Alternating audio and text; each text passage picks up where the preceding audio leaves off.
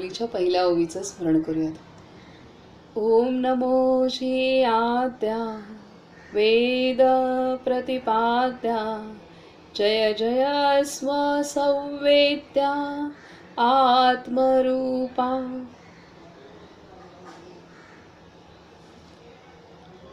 सर्वांना नमस्कार. बाबा मुक्तानंद आता यात्रा करत करत त्यांच्या गावापासून यात्रा करत करत वेगवेगळे भाग पार करत करत दक्षिण भारतातनं आता ते महाराष्ट्रात आलेले आहेत. आणि महाराष्ट्रामध्ये मुंबईमध्ये ते मुंबईतील काही भागांमध्ये गेलेत तर तिथे बोरिवली जवळच्या ज्या गुहा आहेत तिथे सुद्धा त्या 6 महिने राहिलेले आहेत. काणेरी गुंफा ज्या आहेत, काणेरी केव्ज तिथे पिकनिक शाळेतली जाते मुलांची, तर तिथे पण ते 6 महिने त्या गुहांच्या इथे राहिलेले आहेत. आणि आता पुढे ते गणेशपुरीमध्ये आलेले आहेत. आता आजपासून गणेशपुरीमधलं आपलं वाचन सुरू होईल. आणि कालपर्यंतच्या ज्या वाचनामध्ये बाबांनी कसे कसे विविध प्रसंगांमध्ये भक्तांना मदत केली आणि त्यांना त्यांच्या प्रापंचिक अडचणीतून सोडवलं, शारीरिक व्याधीतून पण त्यांना मुक्त केलं आणि भक्ती मार्गाला लावलं. त्याचबरोबरीने बाबांनी इथे अजून एक महत्त्वाची गोष्ट की एका साधिकेने त्यांना चांदीच्या पात्रातून, चांदीच्या परातीतून प्रसाद देऊ केला, परंतु बाबांनी तो करवंटीतून घेतला आहे. आणि तिला त्या साधिकेच्या कुटस्थातला भाव पण बाबांनी ओळखला होता की दुसरी एक साधिका आहे कृष्णाबाई, की तिचं पूर्णतः सर्व तिचं घरसुद्धा जप्त केलं गेलं होतं आणि तिच्याविषयी ह्या साधिकेला थोडासा हेवा किंवा असं एक भाव इतके विशेष सकारात्मक नव्हते. तर बाबांनी तेव्हा करवंटीतून तो प्रसाद ग्रहण केलेला आहे आणि त्यांनी सांगितलं जेव्हा भक्त कष्टात असतो तेव्हा इथे मला काहीच नको आहे. तर ह्यातनं भक्ताच्या कष्टाशी हे एकरूप होतात, संत हे एकरूप होतात आणि त्यांना त्या म्हणजे भक्त कष्टात असताना ह्या संतांनासुद्धा कष्ट होतात. आत्ता ही महत्त्वाची गोष्ट आहे, म्हणजे ते किती संवेदनक्षम आहेत. आता आपल्याला असं वाटतं की प्रॅक्टिकल होणं किंवा संवेदन क्षमता गमावणं म्हणजे अध्यात्म. तर आपले संत तसे नाही आहेत किंवा संवेदन क्षमता गमावून अध्यात्म करणं हे अभिप्रेत नाही आहे. तर त्या संवेदन क्षमता सूक्ष्म करणं हीच उलट जास्त महत्त्वाची आहे. त्यामध्ये ते तटस्थपणे म्हणण्यापेक्षा हिंमत भक्ताची हारू देत नाही, त्याला धीर देतात, त्याला ते सोशिकतेने कुठलाही त्याच्या कर्माचं जे गाठोडं आहे, प्रारब्ध आहे, त्याला पार करण्यासाठीची त्याला शक्ती देतात, धीर देतात, सर्व देतात. पण त्याला होत असलेले कष्ट पाहून ह्यांचं हृदयसुद्धा द्रवतं हे आहे. ते मौजमध्ये नाही राहू शकत किंवा ही महत्त्वाची गोष्ट आहे. आज जे आपण जीवनात जगत असताना जे प्रॅक्टिकलच्या नावाखाली किंवा अध्यात्मामध्ये पण अनेक जण थोडेसे संवेदनक्षम दिसत नाहीत, तर तसं नाही आहे. ते संवेदनक्षम होणं आवश्यक आहे, कारण त्या प्रत्येकाचं मन, बुद्धी, चित्त, अहंकार आणि चेतना ही एकाच आत्मतत्वातनं निर्माण झालेली आहे, एकाच परमात्मशक्तीतनं निर्माण झाली आहे. त्याच्यामुळे जो सहृदयी होतो की त्या हृदयात काय आहे ते ह्या हृदयात जेव्हा कळतं तेच खरं अध्यात्म आहे. आणि आपल्या संतांनी ते त्यांच्या जीवनामध्ये तसं आचरण केलेलं आहे.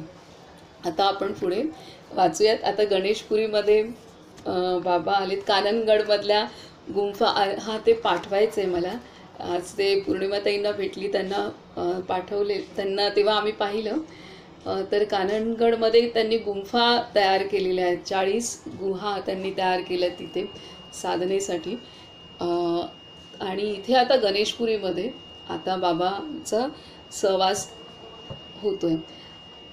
आजचं प्रकरण आहे गणेशपुरीमध्ये शंकरराव कारनाड व एक पंजाबी सद्गृहस्थ बाबांच्या दर्शनाला अक्लोलीला गेले होते. तेथे त्यांना कळले की बाबा गणेशपुरीकडे गेल्याला 1 तास लोटला तेव्हा तेही गणेशपुरीला गेले. गणेशपुरीला त्यांनी बाबांना भीमेश्वर देवळामागे बसलेले बघितले. देवळात काम करणाऱ्या गंगूबाईकडून बाबांनी एक मातीचे भांडे मागून घेतले. 3 दगड मांडून त्यावर ते भांडे ठेवून सुकी पाने व झाडाच्या फांद्या पेटून बाबांनी आपल्या हाताने खिचडी शिजवली आणि एका फांदीने ती खिचडी झाडाच्या पानांवर वाढून ठेवली. शंकरराव व त्यांच्या मित्राने चवीने ती खाल्ली. त्या दिवसापासून गणेशपुरी बाबांचे निवासस्थान झाले. बाबांनी आपल्या हातांनी देवळाच्या मागे लहान कुटी बनविली. बाबा एका रात्री कुटीच्या बाहेर पावसात फिरत होते. गंगूबाई हातात कंदील घेऊन बाबांना शोधण्यासाठी दारात येऊन उभी राहिली. तिने पाहिले की बाबांची सावली वाढत चालली. तिला वाटले त्यांचे मस्तक आता आकाशाला भिडणार. भीतीने कापरे सुटून तिच्या हातांतील कंदील खाली पडला. तो उचलून हसत बाबांनी गंगूबाईला विचारले, काय तुला भीती वाटली? गंगूबाई अजूनही त्या विराट दर्शनाचा वृत्तांत गदगदलेल्या स्वरात ऐकविते. आता हे तेव्हा बाबा समाधी अवस्थेतच असणार, जेव्हा भगवान बाबा मुक्तानंदांनी पण सांगितलं की त्यांचा आत्मा सो परमात्मा, त्यांचं जे ऊर्जेचं शरीर होतं तेच कसं पूर्ण विश्वव्यापक झालं. आणि ते जेव्हा ते शरीर व्यापक होतं तेव्हा पूर्णतः ते आकाशापर्यंत आणि चारी दिशांना ते पसरतं आणि त्यातनं सर्व काही निर्मिती, सर्व काही सृष्टी दिसते. हे सर्व आता त्यांनी ते त्यांचं डोकं आकाशाला टेकतं हे पाहतच, हे बघूनच ती घाबरली. तिथंच कंदील पडलं. जर धीर धरला असता तर तिला विराट विश्वरूप दर्शन नक्कीच झालं असतं. पण ते सोसवण्याची पण ताकद पाहिजे आणि हे गंगूबाईंनी पण तो अनुभव घेतला. हे किती मोठे साधक पण असतील की त्यांना, आणि किती निर्मळ मनाचे असतील की त्यांना पण ते अनुभव होत आहेत, पाहायला मिळत आहेत. पुढे सांगते की बाबा गणेशपुरीला आले तेव्हा तेथे गरम पाण्याचे एकच कुंड होते. तेही चांगल्या रीतीने बांधलेले नव्हते. बाबांनी तेच वाढवून बांधले. शिवाय आणखी 2 कुंडे बांधली. एकाचे पाणी दुसऱ्यात व दुसऱ्यातून तिसऱ्यात वाहून जाण्याची व्यवस्था केली. 1938 साली शिवमंदिराजवळ बाबांनी आपल्या हाताने 1 हॉल व 2 खोल्यांचा वैकुंठ आश्रम बांधला. यात्रेकरूंना उतरण्यासाठी एक लहान धर्मशाळाही बांधविली. धर्मशाळेचे काम चालू असताना बाबा स्वतः आपल्या हातांनी दगड ठेवून सिमेंट लावीत. मजुरांना चांगली मजुरी देत भक्तांनी धर्मशाळेत भांडी आणून ठेवली. गोव्याचे व्यापारी लक्ष्मणराव लॉरी भरून भांडी घेऊन आले. बाबा रात्री गंगूबाईचा नवरा व काही मुलांबरोबर वैकुंठात विश्रांती घेत. ते केवळ एका गोंडपाटावर निजत. कधीकधी ते मुलांवर ती गोंडपाट पांघरून आपण जमिनीवर अंग टाकीत. बाबांना मुले फार आवडत. मुलांबद्दल बाबांच्या मनात अपार करुणा व निस्सीम प्रेम होते. त्यांच्या पवित्र हृदगंगेत न्हावून निघालेले भक्त असंख्य आणि ती गंगा आजपर्यंत अव्याहत धारेने वाहत आहे. कित्येक वेळा बाबा मुलांना तेल लावून मालिश करीत आणि दुपारच्या वेळी त्यांना तानसा नदीत आंघोळ घालून स्वतः आंघोळ करून वैकुंठाला येत. कधीकधी मुलांबरोबर अनुसूया मंदिरापर्यंत फिरून येत. त्यानंतर गरीब मुलांना पोटभर भरवीत. जी काही फळे, मिठाई व इतर खाण्याचे जिन्नस भक्तगण आणीत ते सर्व मुलांमध्ये वाटून टाकीत. बाबांनी मुलांसाठी एक शाळा बांधवून ती जिल्हाधिकाऱ्यांच्या स्वाधीन केली. धर्मशाळेची जागा यात्रिकांना अपुरी पडू लागली तेव्हा बाबांनी वैकुंठाच्या समोर एक हॉल व अंगण बनवून यात्रेकरूंना अधिक सोयी करून दिल्या. गंगूबाई बाबांची व भक्तांची प्रेमाने सेवा करी. कित्येक वेळी बाबा गंगूबाईला हाका मारीत, पण अशा भाग्यवतीला संतती नव्हती. कधी कोणी भक्त बाबांना विचारी, आपली इतकी सेवा करते ही गंगूबाई, हिला संतती का नाही? बाबा हसून म्हणत, ही सर्व मुले तिचीच आहेत. तिला स्वतःला जर मुले असती तर कदाचित ती इतर मुलांवर एवढा प्रेमाचा स्नेहाचा वर्षाव करू शकली नसती. बाबांनी मोनप्पण्णाला त्रिफळा चूर्ण, ब्राह्मी तेल वगैरे औषधी वस्तू बनविण्याची पद्धत शिकवून त्याला उपजीविकेचा रस्ता दाखवून दिला. बाबांच्या जेवणाची एक ठरलेली वेळ असे. एक दिवस जेवण 3:30 एक दिवस बाबांची जेवणाची एक ठरलेली वेळ नसे. एक दिवस जेवण 3:30 एक दिवस जेवण सोडतील, 10 दिवसही सोडून राहतील. त्यांच्या दिनचर्येला एक निर्बंध, नेम किंवा क्रम नसे. गावी ज्या भक्तांनी पुष्कळ वर्षामागे बाबांची सेवा केली होती त्यातील उमाबाई जोताडी, सीताबाई तोंडसे, मंगळूर मुक्ताबाई व मुंडकर कृष्णाबाई इत्यादी भक्तवृंद बाबांसाठी जेवण खाण घेऊन येत. बाबा हॉलमध्ये येत आणि भक्तांच्या समाधानासाठी 1-2 घास खात. तर अशा पद्धतीने त्यांनी दिलेत. काय काय वास्तू बांधल्यात तिथे. आजही त्या आहेत तिथे. कैलास म्हणून एक वास्तू आहे, वैकुंठ म्हणून आहे. ते परत नंतर शिवमंदिर आहे, ते त्याचा जीर्णोद्धार केला आहे, ते आहे. कुंड पाण्याचे आहेत. खूप छान रीतीने ते व्यवस्थित आत्ताही ते मेंटेन चांगलं केलेलं आहे त्यांनी. हे खूप छान आहे ते सगळं. पुढे सांगतात की पाण्याची गैरसोय दूर करण्यासाठी बाबांनी आश्रमाजवळ एक विहीर खोदली. शिवमंदिराचा जीर्णोद्धार केला. त्याच्या बाजूला एक पाठशाळेची खोली व एक भांडी ठेवण्यासाठी खोली बांधवून गरिबांना जेवण देण्याची व्यवस्था केली. गावचे पोलीस पाटील बांगी पाटील आणि दादा गांधी स्वयंपाक करण्यात आणि वाढण्यात सहकार्य करीत. गावातील लोक दर गुरुवारी धर्मशाळेत भजन करीत. भजनाच्या सोयीसाठी बाबांनी त्यांना हार्मोनियम, तबला, टाळ वगैरे आणून दिले. हल्ली जिथे कृष्ण मंदिर आहे तिथे मागे शिलेत खोदलेली नंदीची मूर्ती होती. कृष्णाचे देऊळ बांधतेवेळी नंदीला तिथून थोडे दूर न्यावे लागले. 15-20 लोकांनी पुष्कळ प्रयास केला तरी तो तिथून हलेना. बाबांनी म्हटले, एवढे प्रयास कशाला हवेत? नंदिकेश्वराला नमस्कार करा अन एक नारळ फोडा. फक्त 3च माणसे पुरे त्याला उठवायला. बाबांच्या आदेशाप्रमाणे 3 भक्तांनी नमस्कार करून नंदीला तेथून हलवून जरा पुढे ठेवले. बाबांनी आपला भक्त भवानी मिस्त्रीकडून कृष्णाची एक सुरेख मूर्ती बनवून घेतली आणि त्या नंदीला गायीचे रूप दिले. ती गाय कृष्णाच्या मागे ठेवायला लावून बाबांनी स्वतः कृष्णाची प्रतिष्ठा केली. कृष्णाच्या देवळात रोज यथाविधी पूजा चालते आणि दरवर्षी कृष्ण जन्माष्टमी मोठ्या वैभवाने साजरी होते.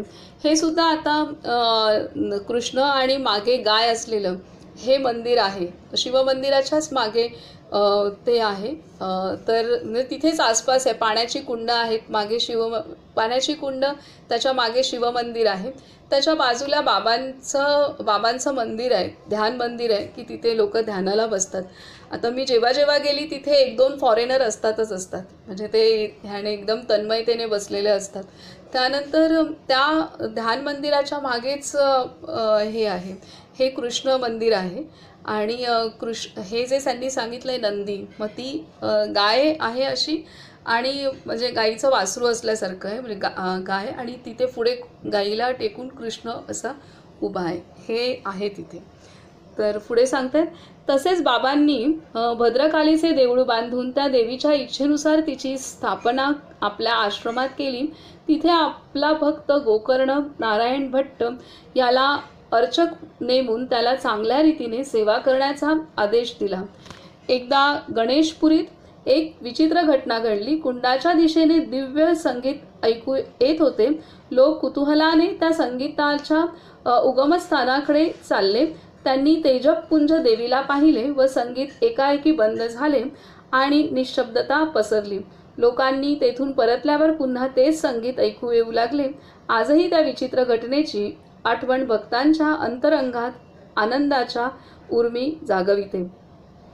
भगवान नित्यानंद अत्यंत उच्च कोटीचे अवधूत अवस्थेत असलेले महायोगी होते. तर त्याच्यामुळे या देवी देवता सप्तर्षी हे त्यांच्या दर्शनाला किंवा त्या परिसरात त्यांचं वास्तव्य होतं, येणं होतं. आणि अशा ठिकाणी ह्या सर्व शक्ती उपस्थित असतात. आणि मग त्यावेळेला संगीत ऐकू येणं किंवा सुगंधाचा अनुभव येणं ह्या सगळ्या गोष्टी होतात असतात. कारण ती तत्त्व त्यांची जी आहेत ती अत्यंत सुगंधित आणि अत्यंत जी त्यांचं पण जे सूक्ष्म देह आहे तो सूक्ष्म पंचतत्वांचा आहे. तर त्यामुळे त्याचं जे हे आहे अस्तित्व, ते अस्तित्व संगीत ह्या सगळ्या माध्यमातनं, सुगंध ह्या माध्यमातनं ते अनुभवायला येतं. तर इथे ते देवीचं पण त्यांनी दिलेलं आहे की त्यांना ती तेजपुंज देवी दिसली तिथं. तर ह्या सूक्ष्म शक्ती तिथं येत असतात. पुढे सांगतात की बाबांचा एक परमभक्त खेतवाडीत रद्दी पेपराचा व्यापार करीत. त्याला लोक रद्दीवाला या नावाने ओळखीत. त्याला एकदा रद्दीत एक पुस्तक मिळाले. त्या पुस्तकात सप्तर्षीचे वर्णन केले होते. त्याने प्रभावित होऊन रद्दीवाल्याने बाबांना विचारले, हे सप्तर्षी कोण? बाबांनी सांगितले, ते इथे दर्शनासाठी येतात, कुंडामध्ये स्नान करतात. त्या रद्दीवाल्याच्या मनात सप्तर्षींना बघण्याची आशा अंकुरली. काही दिवसानंतर रद्दीवाला गणेशपुरीला येऊन वैकुंठमध्ये निजला होता. पहाट होण्याच्या आधीच बाबांनी त्याला उठविले आणि म्हटले, जा कुंडात स्नान करून ये. तो जाऊन तिसऱ्या कुंडात उतरला. तिथे 3 वर्षे वयोमानाची 7 मुले स्नान करत होती. रद्दीवाल्याला कुंडात उतरताच पाहून ती लगेच दुसऱ्या कुंडात उतरली. तेव्हा ती 8 वर्षाची दिसू लागली. त्या कुंडातून ती बाहेर पडली तेव्हा त्यांचे वयोमान 12 वर्षाचे असल्यासारखे दिसले.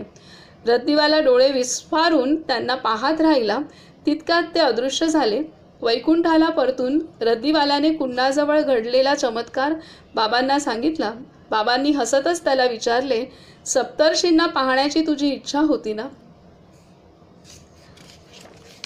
खूपच आपल्याला हे सप्तर्षींच्या विषयी माऊलींनी पण ज्ञानेश्वरीमध्ये जेव्हा सृष्टी उत्पत्ती होते ती कशी होते आणि त्यावेळेला मग सप्तर्षींच्या संदर्भात खूप विस्ताराने आपणाला सांगितलेलं आहे की मानव सृष्टी म्हणजे या सृष्टीमध्ये मानवाचं जे योनी आहे ती कशी निर्माण होते, त्यात सप्तर्षींचं माऊलींनी सुंदर रीतीने आपल्याला केलं. हाच रेफरन्स सप्तर्षींचा परमहंस योगानंदांच्या पण पुस्तकात मध्येच येतो. त्यानंतर मी अजून एक हे श्री एम म्हणून आहेत, तर त्यांचं त्यांच्या पुस्तकामध्ये सुद्धा हिमालयन योगी मला वाटतं ते पण वयाच्या 19व्या वर्षी घर सोडून ते हिमालयात बद्रीनाथला गेले होते. आपण मध्ये पण म्हटलं की त्यांच्या अंगणामध्ये 9 वर्षाचे असताना त्यांना त्यांचे गुरूंनी दर्शन दिलं होतं. नारळाच्या बागेमध्ये एका नारळाच्या झाडाखाली ते होते आणि ते अंगणात आले आणि बघतायत तर तिथे एक साधू उभा आहे आणि ते त्या साधूजवळ जातातही, पाहतात आणि ते साधू त्यांना म्हणतात की तू मला मोठा झालास की तू मला शोधत येणार आहेस, मोठा झालास की तू मला शोधत येणार आहेस. तर ही घटना घडते आणि ते विसरूनही जातात. श्री एम त्यांचं नाव आहे आणि त्यांचं नाव मुमताज अली खान असं, मुमताज अली खान आहे का ते पुढे माहीत नाही, पण मुमताज अली हे त्यांचं नाव आहे. तर त्यांनाच नंतर श्री एम नावाने ते विश्वामध्ये ओळखले जात आहेत. आणि त्यांच्या गुरूंनी त्यांना सांगितलं की त्यांचं आधीच्या जन्मातलं नाव मंजुनाथ होतं. तर इथे त्यावेळेला श्री एम आणि नित्यानंद बाबा ह्यांचा कसा संबंध आहे ह्या संदर्भातली घटना आता सप्तर्षींच्यामुळे आठवली. तर त्यांच्या पुस्तकामध्ये असं आहे की हे श्री एम 9व्या वर्षी त्यांना त्यांच्या गुरूंनी दर्शन दिलं त्यांच्या अंगणातल्या नारळाच्या झाडाखाली आणि ते मोठे झाले, शाळा वगैरे झाली, कॉलेजमध्ये वगैरे असतील. त्याच दरम्यान त्यांना ध्यास लागला की बद्रीनाथला जायचं आणि त्यांनी सांगितलं होतं की तू मला शोधत बद्रीनाथला येशील आणि तिथे तुम्हाला पुन्हा येऊन स्वतः शोधत येशील आणि भेटशील. तर मग ते श्री एम यांचं गाव केरळ राज्यातलं शेवटचं हे आहे, गाव आहे त्यांचं, त्या राज्यातलं शेवटचं बॉर्डरवरचं गाव आहे. तर मग ते तिथून 19व्या वर्षी घर सोडून त्यांच्यासोबत त्यांचे 2 मित्र होते, 3 जण चालले. मित्र मध्येच परतले, कारण आणि ते काही पुढे त्यांना साथ नाही देऊ शकले आणि त्या शोधत शोधत मग बद्रीनाथला गेली. आणि बद्रीनाथला गेल्यानंतर पण तिथे अनेक असे संप्रदायांचे आश्रम आहेत, आखाडे आहेत. तर तिथे प्रत्येक ठिकाणी ते, कारण शोधत होते आपले गुरु कुठे आहेत आणि चेहरा पण विशेष आठवत होता असंही नाही, तर ते प्रत्येक ठिकाणी जात होते. आणि हे एकदम तेजपुंज असे होते, त्याच्यामुळे प्रत्येक आखाड्यात त्यांना थांबायला सांगायचे, त्यांना काही हे पण शिकवायचे, पण ते शिकायचे. पण त्यांना जाणवायचं की नाही, मी ज्यांना शोधतोय ते इथे नाही आहेत, इथे नाही आहेत, ते हे नाही. असं करत करत त्यांनी खूप आखाड्यांमध्ये, खूप काही संस्थांमध्ये त्यांनी, म्हणजे तिथे बद्रीनाथला अनेक केंद्र आहेत ह्या प्रत्येक संप्रदायाचे, तर तिथे त्यांनी फिरले. आणि त्यानंतर मग त्यांना असं वाटलं की मी एवढं घर सोडून आलो, कोणालाही घरी सांगितलं नाही आहे आणि मी असाच आलो, तर आता माझ्या जीवनाला काय अर्थ आहे. मला गुरु पण भेटत नाहीत आणि आत्महत्या करण्यासाठी दरीमध्ये बघतात, तितक्यात त्यांच्या गुरूंनी हाक त्यांना मारली आणि मग त्यांना त्यांच्या गुहेत घेऊन गेले. मग त्यांचे महेश्वरनाथ बाबाजी म्हणून त्यांचे गुरु, आणि त्यांचा 3.5 वर्षांची त्यांना साधना आणि त्यांचा 3.5 वर्षांचा सहवास आहे श्री एमचा त्यांच्या गुरूंच्या समवेत. तर सुरुवातीची त्यांना साधना दिल्यानंतर काही कालावधीनंतर त्यांना एका बाजूचीच साधना त्यांच्या गुरूंनी दिली होती, बहुतेक ती उजवी किंवा डावी असं असेल, तर त्या बाजूची त्यांनी दिली होती आणि ती त्यांची पूर्ण झाली. आणि तेव्हा श्री एम म्हणाले की तुम्ही मला दुसऱ्या बाजूची नाही दिली.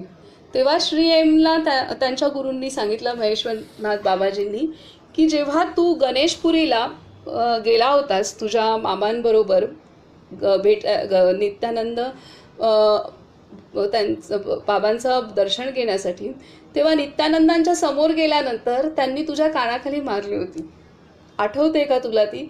तर ती जी तुला कानाखाली मारली होती, एक थप्पड मारली होती, त्या ह्याच्यामध्ये त्यांनी तुझी ती बाजू पूर्ण मोकळी केली, तुला त्या बाजूची साधना करायची आवश्यकताच नाही आहे. अशा रीतीने म्हणजे नित्यानंद बाबांना माहीत होतं की हा पुढे जाऊन त्यांचं तिथे त्याचे गुरु त्याला पुढची साधना देणार आहे, मला हे काम करायचं. आणि त्यांचे गुरु बद्रीनाथला, ही घडलेली घटना लहानपणची किंवा काही, आणि त्यानंतर ते बद्रीनाथला जात आहेत, तेव्हा त्यांचे गुरु त्यांना म्हणजे जी साधना देत आहेत ती साधना एका बाजूचीच दिली, दुसऱ्या बाजूची नित्यानंदांनी ती मोकळं केलेलं आहे त्याचं, तिथं मला काहीच करायची गरज नाही, ह्या विभूती काय आहेत त्यांच्या. तर अशा पद्धतीने हा अनुभव श्री एम आणि भगवान नित्यानंद, म्हणजे भगवान नित्यानंदांनी श्री एमना जेव्हा ते आले होते तेव्हा त्यांना एक त्यांच्या अपरोक्ष, त्यांच्या नकळत त्यांना चैतन्य आणि त्यांना कुंडलिनी दीक्षा किंवा शक्तिपात त्यांचा करवला होता. ते लहान होते, त्यांना ते नाही लक्षात आलं, पण ते त्यांना सद्गत त्या मार्गस्थ केलेलं आहे त्यांनी. आणि मग त्यांच्या पुस्तकामध्ये सप्तर्षींविषयी पण आहे की त्यांनी श्री एम त्यांनी पण ते पाहिलेले आहेत. त्यांनी महाअवतार बाबाजी, सप्तर्षी, नागलोक हे सर्व त्यांनी पाहिले. जसं आपण बाबा मुक्तानंदांनी जे चितशक्ती विलासमध्ये त्यांनी दिलेलं आहे सगळे अनुभव, तर हे सगळे श्री एम त्यांना सुद्धा त्यांच्या गुरूंनी त्यांच्या गुहेमध्ये ते अनुभव करून दिलेले आहेत. त्यांच्या गुहेमध्ये नागलोकाची नागदेवता जी आहे ती अगदी एक सुंदर रूपवान तरुण पुरुष बनून आली होती. आणि त्यांचे जे गुरु आहेत ते रात्री बसून राहायचे त्या धुनीजवळ, शेकोटी पेटवायचे, आणि कारण तिथे थंडी खूप आणि हे नाग संप्रदायाचे, तर ते धुनी पेटवूनच साधन करतात. तर त्यांचे गुरु तिथे कधी ते झोपलेले त्यांनी पाहिले नाहीत आणि ते बसून राहायचे आणि ह्यांना सांगायचे तुम्ही झोपा, मग ते थोडेसे झोपायचे आणि हे रात्री मध्ये मध्ये असे कोण कोण यायचे. तर श्री एम यांनी त्या डोळे उघडून असं बघितलं की एक सुंदर रूपवान युवक तरुण आलेला आहे आणि तो बाबाजींच्या समोर आला, बोलला आणि जाताना त्याचा शेष होऊन तो गेला. तेव्हा त्यांना कळलं की मग बाबाजींनी सांगितलं की ही नागदेवता आहे. तर ह्या पद्धतीने हे सर्व काही अनुभूती आहेत. आता ह्या अनुभूती पाहिल्यानंतर तेव्हा मी व्यापक झाले. म्हणजे जरी मी ब्रह्मकुमारीला जात असले किंवा मला खूप काही गोष्टी माझी श्रद्धा आहे, आवडतातही. परत माझ्या जीवनामध्ये गुरुदेवांनी अनुग्रह दिला आणि जेव्हा मी श्री एम यांचं हे वाचलं तेव्हा मला जाणवलं की हे व्यापक आहे. आपले बुद्धी आणि आपण आपण आपण अभ्यास करायचा किंवा आपण जे समोर येईल ते कुठलाही संकुचित नाही बघायचं आणि ती दृष्टी आपणहून व्यापक झाली. कारण ह्या सर्व महान विभूतींचे हे प्रत्यक्ष अनुभव आहेत, ते असत्य असूच शकत नाहीत आणि या सगळ्यांचे अनुभव एक येत आहेत, सगळ्यांचे अनुभव एक येत आहेत. तर ही गोष्ट आहे. दुसरी एक आहे बँगलोरमध्ये तपोनगर म्हणून आहे, तर तिथे महर्षी कृष्णानंद म्हणून आहेत आणि त्यांचे गुरु महर्षी अमर म्हणून आहेत. तर त्यांचं पण पुस्तक आहे, ते इंग्लिशमध्ये आहे. तर त्यांचं मराठीत भाषांतर झालेलं आहे प्रकाशाच्या वाटेवर. तर त्यांनी बँगलोरच्या इथे तपोनगर म्हणून एक त्यांचं साधनेचं ठिकाण वसवलेलं आहे. अत्यंत बिकट परिस्थितीमध्ये त्यांनी साधना केली आणि त्यांच्या ध्यासासाठी किंवा त्यांना जे अनुभूती येत होत्या त्यासाठी त्यांना अगदी त्यांच्या घरातनं पण घरातल्यांनी त्यांच्या बायको मुलं ह्यांनी त्यांना बाहेर पण काढलेलं आहे आणि ते एका झोपडीत निर्जनस्थानी एका झोपडीत राहून तिथे राहिलेत आणि मग तिथे त्यांच्या साधनेने तर त्यांनी सुद्धा सांगितलं की हे सर्व ह्यांचे सप्तर्षी आणि ह्या सर्वांचे अनुभव. तर ते त्यांच्या ह्या पुस्तकामध्ये सुद्धा हे आहे महाअवतार बाबाजी, त्यानंतर सप्तर्षी, हे सर्व अत्यंत छान आहेत की तेव्हा जाणवतं की हे नक्की काय आहे किंवा थोडंसं तरी आपल्याला कळतं. नाहीतर असं वाटतं की ह्या गोष्टी खऱ्या आहेत नाही आहेत असं आपल्याला वाटतं, पण ह्या महान विभूतींनी त्यांच्या साधनेतनं किंवा ह्यांना प्रत्यक्ष दर्शन झालेत किंवा तर हे सर्व काही आहे हे नक्की आहे. तर आता आपण पुढे वाचूया. एकच मिनिट. आता हे सप्तर्षींचं झालं. त्यांनी आता ह्या साधकाला पुस्तकात सहज वाचलं होतं आणि त्यामुळे मला तिथं जायचं आहे. मी पण वाचलेलं आहे.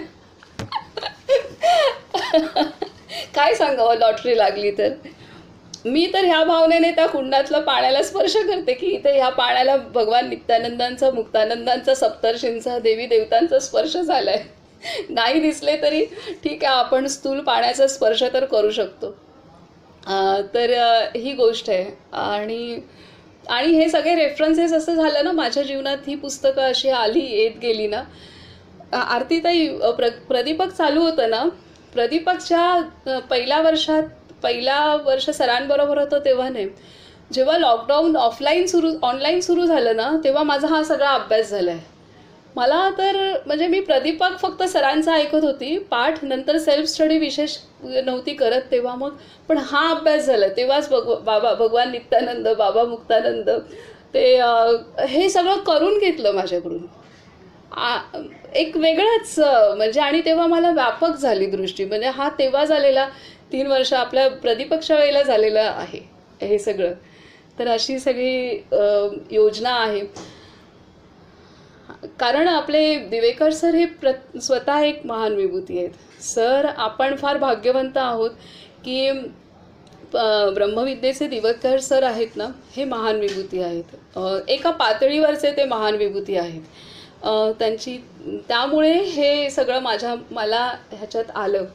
आणि आता एक आहे तर आपणच होते, एक बोलायला हरकत नाही.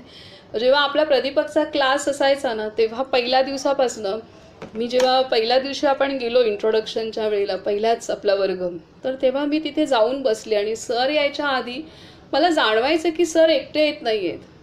सर म्हणजे मी तिथे, आणि म्हणून मी प्रदीपकच्या क्लासला अर्धा तास जाऊन आधी, पाऊण तास आधी जाऊन मी केवळ आणि केवळ शांत बसायला जायचे.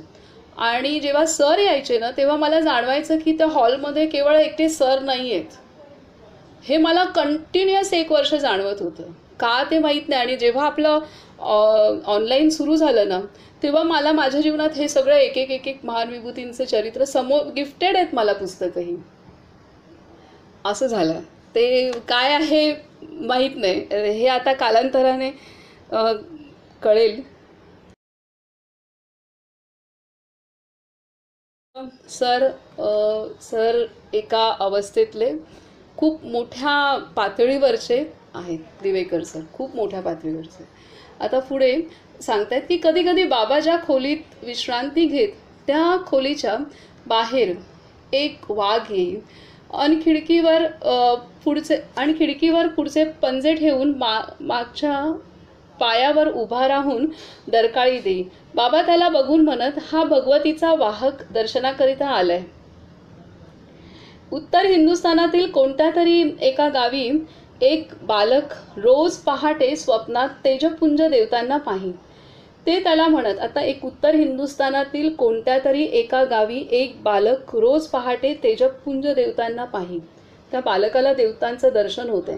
ते त्याला म्हणत, उठ, गणेशपुरीला जाऊन नित्यानंदांचे दर्शन घे, आम्हीही तुझ्याबरोबर येतो. कित्येकदा देवतांनी येऊन त्याला तोच संदेश दिला. शेवटी तो बालक आईवडिलांची अनुमती घेऊन गणेशपुरीला जायला निघाला.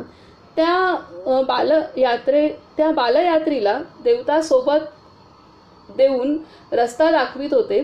तो गणेशपुरीला येऊन पोहोचला. देवतांबरोबर त्याने कुंडामध्ये स्नान केले व बाबांचे दर्शन देखील घेतले. बाबांनी त्या बालकाला ज्ञानमार्ग समजावून सांगितलं. आता हा उत्तर हिंदुस्थानातला बालक तो येतोय आणि त्याला देवतांचं दर्शन आहे आणि त्या देवता त्याला मार्ग दाखवत तो एकटा आलाय, आई वडील पण नाही आहेत सोबत. तो एकटा येऊन त्याने दर्शन घेतलंय. त्या देवतांनी पण कुंडात स्नान केलंय आणि मग बाबांनी त्याला ज्ञानमार्ग सांगितला. योगी होऊ शकण्याची क्षमता त्याच्यात आहे. तर बाबांना म्हणजे बाबांकडून अनुग्रह करून घेण्यासाठी त्याला येणं झालं तिथे. तर अशा पद्धतीने पुढे आहे की एकदा मुंबईच्या सेंट्रल रेल्वे स्टेशनचे सुपरिटेंडंट मुखर्जी आपली पत्नी व 2 मुलांसोबत बाबांच्या दर्शनासाठी गणेशपुरीला जायला निघाले. मुखर्जी रामकृष्ण परमहंस व भगवान शंकराचे परमभक्त होते. ते सूर्यास्ताच्या वेळी गणेशपुरीला पोहोचले. बाबा वैकुंठमध्ये खिडकीजवळ बसले होते. मुखर्जींनी बाबांच्या चरणी मस्तक ठेवून उठताच बाबा त्यांना शिवाच्या रूपात दिसले. गळ्यात सर्प, हातात त्रिशूल आणि जटेमध्ये गंगा धारण करणाऱ्या त्या दिव्य पुरुषाला पाहताच मुखर्जी नतमस्तक झाले. पुन्हा उठून बघतात तो तेथे नित्यानंद विराजमान होते. या अपूर्व अनुभवाने मुखर्जींच्या मनात शिव आणि नित्यानंद यांच्या अभिन्नतेची भावना रुजली. काही वर्षांनंतर मुखर्जींच्या पत्नीला बाबांनी स्वप्नात येऊन दर्शन दिले आणि गणेशपुरीला येण्याचा आदेश दिला. मुखर्जी आणि त्यांची पत्नी दोघेही गणेशपुरीला जाण्यासाठी वसई स्टेशनवर पोहोचताच त्यांना कळले की गणेशपुरीला जाणारी अखेरची बस निघून गेली आहे. पण त्यांचे सुदैव की बाबांचा एक भक्त मेनका शेट्टी याची टॅक्सी स्टेशनजवळ उभी होती. तिथं बसून ते बाबांकडे चालले. साऱ्या सफरीत त्यांना नित्यानंद ह्याच नामाचा गजर ऐकू येत होता. गणेशपुरीला पोचेपर्यंत रात्र होऊन गेली. कैलासच्या दारावर खटखट केल्यावर बाबांचा भक्त आपणना नायरने दार उघडले व म्हटले, आता दर्शन नाही होणार, उद्या सकाळी या. मुखर्जी म्हणाले, बाबांना आम्ही आल्याची सूचना द्या, ते सांगतील तसे आम्ही करू. बाबांनी मुखर्जी दंपतीला आत येण्यास सांगितले. आत जाताच त्यांना तिथे बाबा दिसले होते. त्यांना जिथे बाबा बसले होते तिथं रामकृष्ण परमहंस दिसू लागले आणि प्रणाम करून उठल्यावर भगवान नित्यानंदांचे दर्शन झाले. याप्रमाणे त्या दंपतीला बाबांनी सांब सदाशिव व रामकृष्ण परमहंस दोघांच्या रूपाने दर्शन देऊन त्यांच्या जीवनाचे सार्थक केले. या घटनेचा मुखर्जींनी स्वतः उल्लेख केला. काही दिवसांनंतर मुखर्जींची गुजरातला बदली झाली. मुंबई सोडण्यापूर्वी गणेशपुरीला बाबांच्या दर्शनासाठी ते गेले. बाबांनी त्यांना आशीर्वाद देत म्हटले, काही दिवस गुजरातमध्ये राहून परत ये. मुखर्जींना काही काळाने बढती मिळून नंतर परत मुंबईलाच बदली झाली. त्यांचा पक्का विश्वास बसला की हे सर्व नित्यानंदांच्या अनुग्रहानेच घडून आले. त्यांच्या कृपेचाच हा परिणाम. तर अशा रीतीने बाबांचं वैशिष्ट्य होतं की वैशिष्ट्य म्हणण्यापेक्षा त्यांच्याकडे आलेला जो साधक असतो त्याची श्रद्धा कशावर आहे हे त्यांना कळायचं. कारण त्याच्या जे सूक्ष्म देहामध्ये हे सर्व काही स्कॅनिंग करतात, समोरच्या आरपार सगळं दिसतं. त्याच्यामुळे कुठे आसक्ती आहे, श्रद्धा आहे, निष्ठा आहे, हे सगळं काही त्यांना दिसतं. आणि त्यानुसार बाबा त्यांचं कारण त्यांच्या अंतरी सर्व काही वसलेलं आहे ना, पूर्ण परमात्मतत्वच झाल्यामुळे त्यांना काही म्हणजे त्यामुळे ज्यांची दत्तावरती श्रद्धा आहे त्यांना दत्त अवतार दिसलेले आहेत, ज्यांना परमहंसांचं दर्शन झालं आहे, त्यानंतर शंकराचं दर्शन घडवलं. आणि अशा रीतीने त्यांनी अद्वैत किंवा एकच तत्व असतं सगळीकडे भरून उरलेलं हे पण त्यांनी सिद्ध करून दाखवलं आणि श्रद्धा आणि निष्ठा कायम केली. आता पुढे सांगतात की अनंत चतुर्दशीच्या पवित्र दिवशी मुर्डेश्वर नावाचा बाबांचा भक्त दर्शनासाठी गणेशपुरीला आला. बाबांनी त्याला अनंत चतुर्दशीचे महत्त्व व तिच्या आचरणाविषयी विस्ताराने सांगितले व शेषशाही अनंताच्या रूपाने दर्शन देऊन कृतार्थ केले. व तो आता इथे पुन्हा शेषशाही अनंत रूप हे आहे. आता ते काय आहे नाही माहिती, पुढे कधी काही आपल्याला समजवलं जाईल. तर इथे शेषशाही अनंताच्या रूपाने दर्शन देऊन कृतार्थ केले. तो बाबांची पूजा करून परत गेला व काही दिवसानंतर शेषशाही नित्यानंदांची प्रतिमा तयार करून गणेशपुरीला आला. ती प्रतिमा कृष्ण मंदिरात ठेवून बाबांनी मुर्डेश्वरला दिली आणि दरवर्षी अनंत नारायणाचे व्रत पाळण्याचा आदेश दिला. शिवाय गावात त्याच्या आईलाही बाबांनी अनंताच्या रूपाचे दर्शन देऊन अनुग्रहित केले. तो आजपर्यंत अनंत नारायणाचे व्रत आपल्या गावी व गणेशपुरीत दरवर्षी यथाविधी करीत आहे. तर अशा पद्धतीने ह्यांना अनंत नारायणाचं साधना किंवा श्रद्धा निष्ठा किंवा व्रत करण्यास सांगितलं आहे. त्या भक्ताची त्याची श्रद्धा जिथं आहे तिथंच त्याला पक्क करून त्यांनी त्याला परमार्थात गती होण्याचा मार्ग दिलेला आहे. पुढे सांगतात की काननगड बाबा अवधूत अवस्थेत राहत. काननगड बाबा अवधूत अवस्थेत राहत. देवराय पै या इसमाने त्यांना कौपीन परिधान करविले. हे अवधूत एक अवतारी पुरुष आहेत हे देवरायाला कळून चुकले होते. रोज सकाळी तो आपली छोटी कन्या सुनीता हिच्याबरोबर बाबांकरिता न्याहारी आणि फळे वगैरे पाठवीत असे. नित्यनियमाने रोज सकाळी सुनीता बाबांची न्याहारी करवून दूध प्राशन करवूनच शाळेला जाई. सुनीताशिवाय तिच्या घरची सर्व मंडळी बाबांची मनपूर्वक सेवा करीत. कालांतराने जेव्हा बाबा गणेशपुरीला स्थायिक झाले तेव्हा देवराय पै अधूनमधून बाबांच्या दर्शनार्थ गणेशपुरीला येत असत. बाबा त्याने आणि त्यांच्या आप्तेष्टांनी मनपूर्वक केलेल्या सेवेची आठवण करून देत आणि म्हणत, तू पेरलेले भक्तिबीज एक विशाल वृक्ष बनेल आणि त्याच्या शीतल छायेत तुम्ही सर्व सुखशांतीने नांदाल. हे ऐकून देवरायाचे डोळे आनंदाश्रूंनी भरून येत. पुढे आहेत की कामत ज्यांनी चिदाकाश गीता हे इंग्लिशमध्ये भाषांतर केले 1942 साली शिवरात्रीच्या पर्वकाली बाबांच्या दर्शनासाठी आले होते. भीमेश्वराच्या देवळात बाबा लिंगावर पाय ठेवून उभे होते. हे पाहून कामतांना साक्षात शिवाचेच दर्शन घडल्यासारखे वाटले. बाबांनी एकदा आपला परमभक्त माधव कामत याला बद्रीनारायणाची यात्रा करायला सांगितले. त्यांनी तेथे जाऊन कुंडात स्नान केले आणि मंदिरात गेले तर बद्रीनारायणाच्या स्थानी भगवान नित्यानंद प्रकट झालेले. वकील पी.के. नायरांना बाबांवर अपार श्रद्धा होती. कृष्ण जन्माष्टमीच्या दिवशी ते गणेशपुरीला आले होते. त्यांना वैकुंठमध्येच बाबांनी गुरुवायूरच्या श्रीकृष्णाचे दर्शन घडविले. एके दिवशी बाबा वैकुंठात बसले असता एक संन्यासी त्यांच्या दर्शनार्थ तेथे येऊन हात जोडून उभा राहिला. इतक्यात बाबा भयंकर क्रोधाने उठून उभे राहिले आणि एका छडीने त्या संन्याशाच्या पायावर एक फटका मारून तात्काळ शांत झाले. मार खाऊन सुद्धा संन्याशी विनम्रतेने वाकून बाबांची पायधूळ आपल्या माथ्यावर प्रेमपूर्वक लावून आनंदाने बाहेर निघून गेला. एका कोपऱ्यात उभे राहून हा सर्व चमत्कार पाहत असलेल्या एका भक्ताने मोठ्या धैर्याने पुढे सरसावून बाबांना विचारले, त्या संन्याशाला तुम्ही असे का मारले? त्या संन्याशाला ह्याने कोठे मारले हे पाहिले ना? पायाच्या सांध्यात एक नाडी आहे, ती वासनेला आटोक्यात ठेवते. अध्यात्मात तो संन्यासी प्रगतिशील आहे, पण वासनेने त्याला अडकवून ठेविले आहे. त्या वासनेपासून मुक्त करण्यासाठीच ह्याने ठीक जागेवर मार दिला. किती मोठी गोष्ट आहे. म्हणजे हे केवढं मोठं आहे. हेच म्हणून सद्गुरू हवे असतात.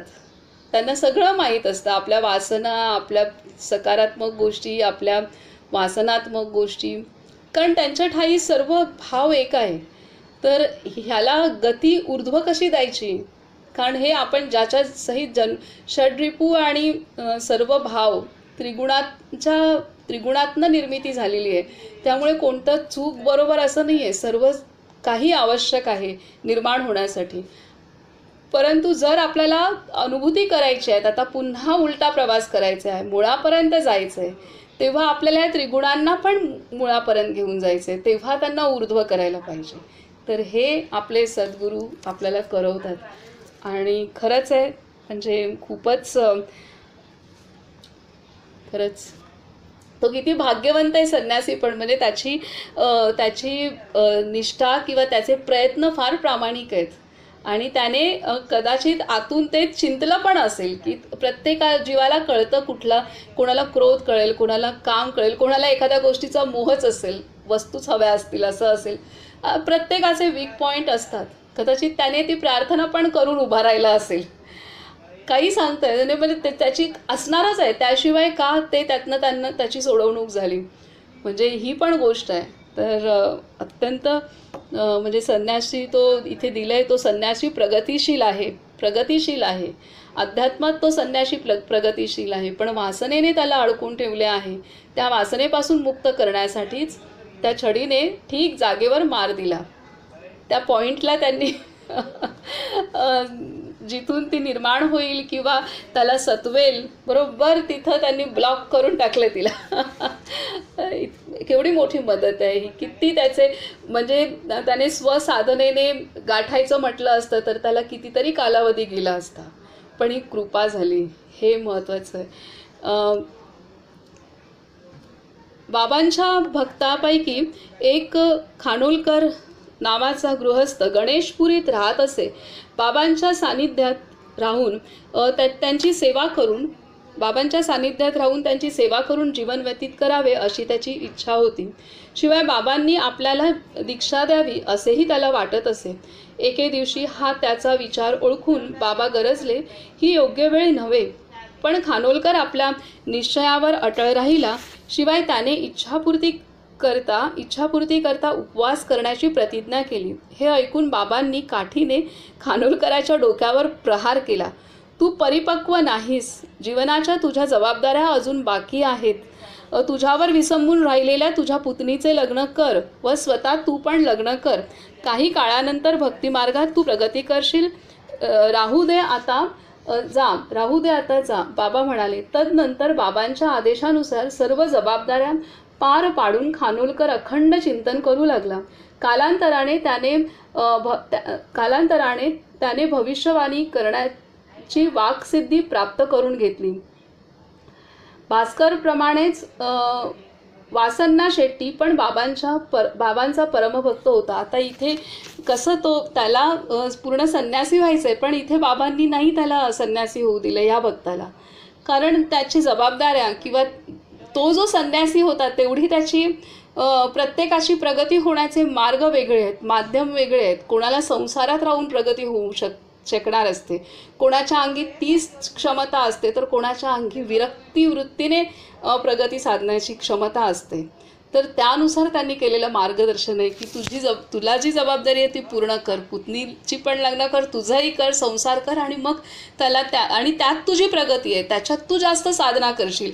आणि त्याची साधना एवढी झाली की त्यांना वाकसिद्धी पण प्राप्त झाली. सगळ्यात मोठी गोष्ट आहे ही. तर त्या पद्धतीने ते मार्गदर्शन करत आहेत.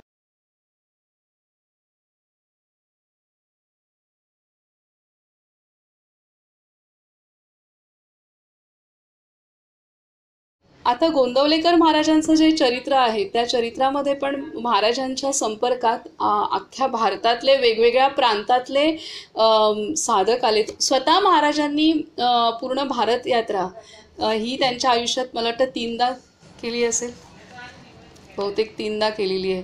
म्हणजे त्यांनी लहान असताना 9व्या वर्षीच घर सोडलं आहे गुरुच्या शोधात, तेव्हा त्यांची यात्रा झाली आहे. त्याच्यानंतर त्यांनी मध्ये सुद्धा एकदा हे केलं आहे, म्हणजे साधारणतः 45व्या वर्षी वगैरे पण अशी. तर त्यांची खूप 3दा यात्रा, 3दा तरी कमीत कमी झालेली आहे त्यांची यात्रा. तर त्याच्यामुळे ह्या ह्या महान विभूती जेव्हा अशा भारत यात्रा करत असतात तेव्हा त्या प्रत्येक प्रांतामध्ये जे जे त्यांना भेटतात त्यांना आता बाबांची पण हेच भगवान नित्यानंदांनी पूर्ण यात्रा केलेली आहे ही भारताची, आणि तिथे तिथे ते सगळ्यांना उद्धरत जातात. त्या पद्धतीने गोंदवलेकर महाराजांचं पण आहे. आणि महाराजांच्या चरित्रामध्ये अख्ख्या भारतातले वेगवेगळे साधक आलेत. म्हणजे त्याच्यामध्ये अडाणीपासून ते वेदांती पर्यंत सगळेजण भेटलेले आहेत त्यांना. आणि बाबांनी महाराजांनी त्यांना प्रत्येकाला वेगवेगळे साधना पण दिले. कोणाला सांगितलं एकदा रात्री झोपताना एकदा राम म्हण, त्याच्यासाठी तेवढं खूप आहे. कोणाला सांगितलं 12 वर्ष अमुक ठिकाणी जा आणि 12 वर्ष तपस्या करा, कारण त्याच्यात तेवढं क्षमता आहे. किंवा प्रत्येकाला त्यांनी जे दिलेलं आहे ना, म्हणजे एका स्त्री साधिकेला पण त्यांनी त्या पद्धतीने सांगितलं. आणि महाराजांनी असे एवढ्या साधकांना एवढ्या उच्चकोटीला नेलं आहे ना, ते पण प्रचंड सुंदर. म्हणजे आत्ता बाबांनी जसं सांगितलं की एका साधकाला संन्यासाला त्यांनी मदत केली की त्या नाडीला त्यांनी प्रहार करून त्याला ती गती प्राप्त करून दिली. तर दुसऱ्या साधकाला सांगतात नाही, संन्यास धर्म तुला संसारात राहून परमार्थ आहे तुझा. तर अशा पद्धतीने हे खूप छान रीतीने आहे. त्यामुळे इथे सांगण्याचा उद्देश असा आहे की संतांच्या महान विभूतींच्या ठिकाणी संसार आणि संन्यास ह्या दोन्ही तितक्याच सम आहेत गोष्टी. म्हणजे दोन्ही ठिकाणी राहून सुद्धा तेवढीच उच्च प्रगती गाठू शकतो, ही त्यांची दृष्टी आहे. अमुकच श्रेष्ठ किंवा हे कनिष्ठ असं नाही आहे. तर त्यांची सगळीकडे राहून आपण ते साधू शकतो, ही दृष्टी त्यांच्या सगळ्या जर अभ्यास केला तर प्रत्येक संतांच्या ठिकाणी ते दिसतंय. इथं आपण थांबूयात.